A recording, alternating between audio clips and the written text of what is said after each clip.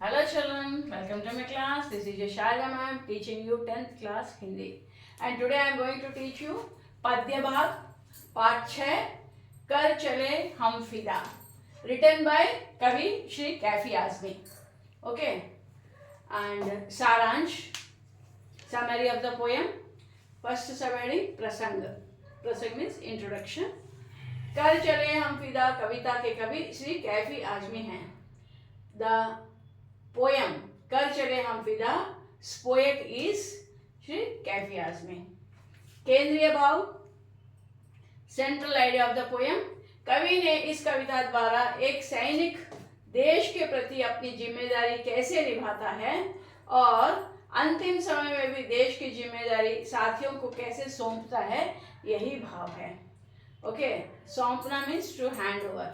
So here Kavi, actually the poet, through this poem as एक सैनिक means how a soldier अपनी जिम्मेदारी, how he feels his responsibility, okay, for the country, and अंतिम समय में means and till the last end of his life, and how he actually while at his last breath also how he thinks, okay, to hand over the country to others, or he thinks like that. That is the main, okay, theme of the poem, right? भावार्थ. कर चले हम फिदा कविता सन 1962 की है, जब भारत चीन के बीच युद्ध चल रहा था तब की है.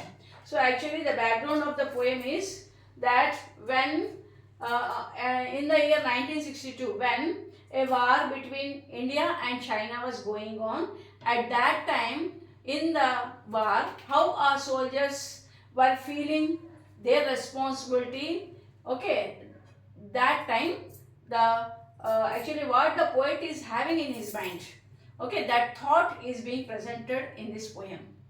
सैनिक कहता है, the soldier says, कि साथियों, अर्थात साथियों मीन्स हियर मेरे प्रिय देशवासियों, to the soldiers and even to the देशवासियों means citizens of the country.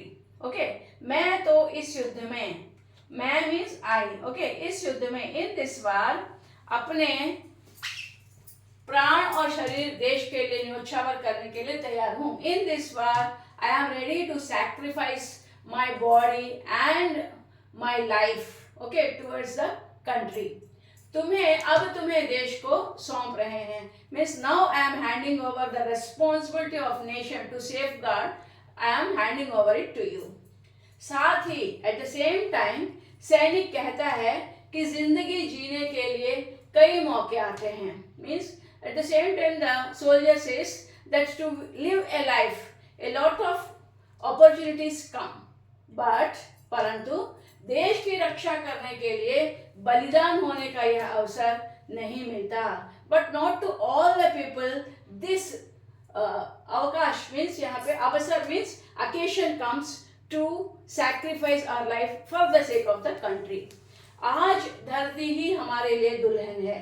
Today the country is a bride for us.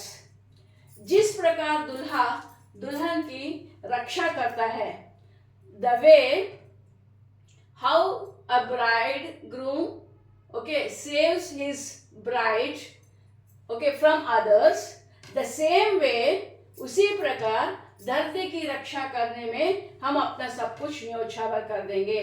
The same way we are ready to sacrifice ourselves to safeguard our country.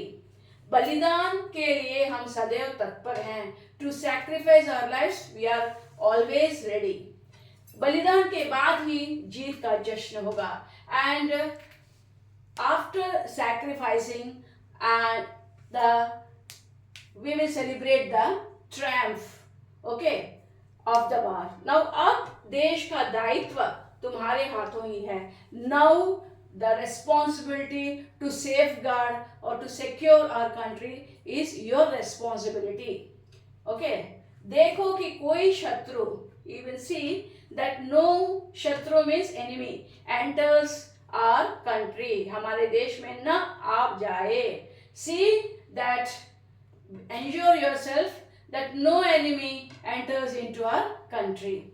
सदा सावधान रहो, be vigilant, stay vigilant, कोई दुश्मन सीता के दामन को, any enemy, see that avoid that no enemy enters, okay, Sita के दामन को, अर्थात, ओके, अर्थात मीन्स दैट मातृभूमि को हाथ न लगा पाए, no one comes and spoils our nation.